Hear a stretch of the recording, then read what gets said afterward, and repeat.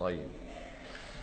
Perwarisan harta yang mengikut adat perpatih, Datuk Perpatih Nan Sabatang, dikatakan memihak lebih kepada wanita dan tidak menepati syarat. Apa pandangan Ustaz?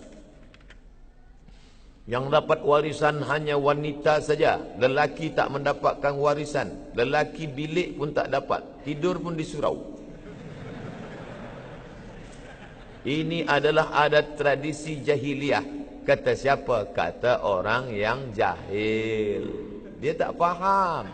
Tanya dulu baik-baik. Saya orang Minangkabau, misal merantau ke suatu negeri, maka di negeri ini saya pun kaya raya. Selepas saya kaya raya banyak harta, apakah harta saya hanya untuk anak perempuan saja sehingga anak laki-laki mesti merantau pula ke tempat yang jauh? Ternyata tidak. Ustaz tahu dari mana? Saya tanya sahabat saya, kamu merantau ke Pekanbaru, Riau, dari bumi Minangkabau. Ya. Selepas itu kamu berusaha mencari rezeki, dapat rumah, dapat kereta, dapat tanah. Ya. Bila kamu mati, janganlah kuat-kuat sebut mati. Okey. Bila kamu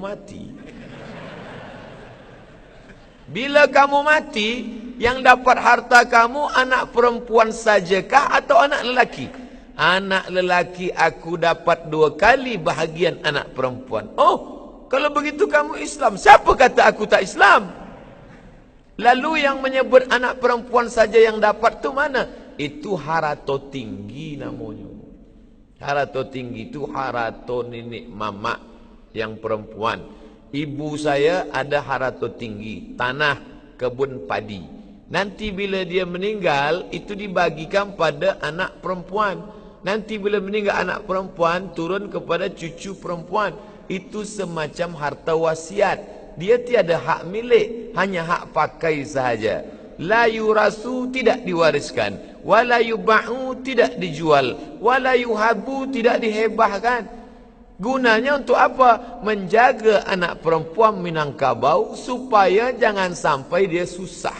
Saya bukan nak bezakan dengan suku-suku lain.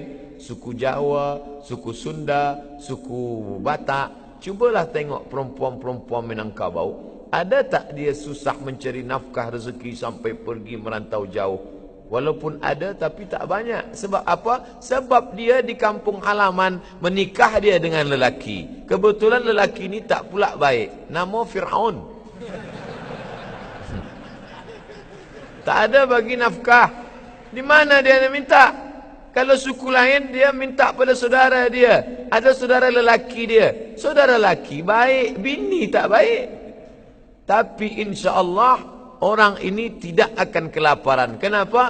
Ada harato tinggi tadi yang diwarisi dari nenek turun ke anak, turun ke cucu. Itu semacam wakaf keluarga. Itu bukan saya yang bercakap bentuk itu. Buya Hamka pun ada membahaskan tentang harato tinggi ini. Jadi bila ada orang nanti berkata orang Minangkabau itu semua hartanya untuk perempuan, maka kita jelaskan dengan baik, engkau tak faham. Bila dia meninggal, anak lelaki tepat dapat 2 kali bagian, tetap pakai hukum waris. Apa kata pepatah Minangkabau? Adat basandi syarak, syarak basandi kitabullah. Adat ini basandi syarak. Mana yang tak sesuai syarak, dia akan campakkan. Kalau mahulah menghitung berapa ulama Minangkabau yang masyhur, mereka bukan level kampung sahaja. Imam Masjidil Haram meninggal tahun 1916. Tulis dengan baik. Imam Masjidil Haram meninggal tahun 1916. Namanya Syekh Ahmad Khatib. Alif lam mim nun kaf ba alif waw ya, 9 huruf. Saya masa tengok apalah cara baca ni. Alif lam mim nun kaf ba alif waw ya. Rupanya lama saya baca Al-Minkabawi, Minangkabau.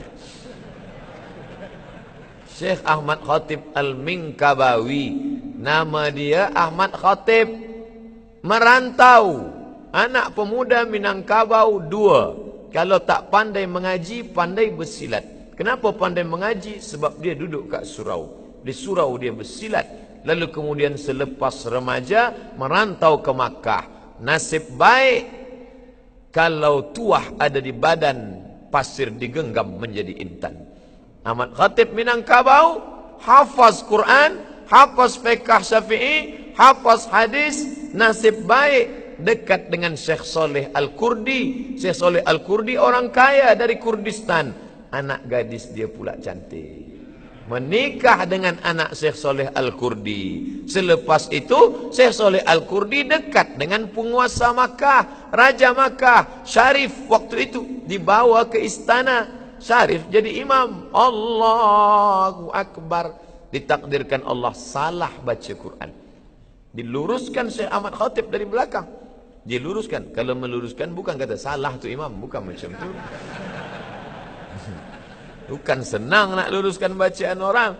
Dia luruskan. Selepas itu bercerita dengan Syarif. Kata Syarif, engkau punya ilmu Masya Allah. Diangkatlah jadi mufti mazhab Syafi'i di kota Makkah Al-Mukarramah. Dan dia masyhur. Cari nama dia. Kitab dia dicetak di Darul Fikri Beirut. Syekh Ahmad Khatib Al-Minkabawi. Manakala saya sampai ke Rabat, Maghribi, saya belajar di Darul Hadis.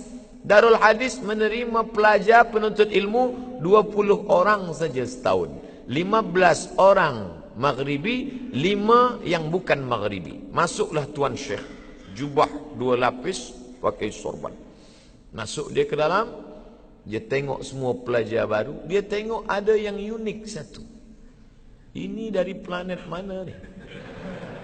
Dia tanya saya, man anta? Masmuka? Ana Abdul Samad Syekh. Min aina anta? Ana min Indonesia. Hal ta'rif Syekh Yasin Al-Fadani? Al-Fadani, Padang. Hal ta'rif Syekh Yasin Al-Fadani? Kata dia. Saya jawab, araftuhu musnidud dunia.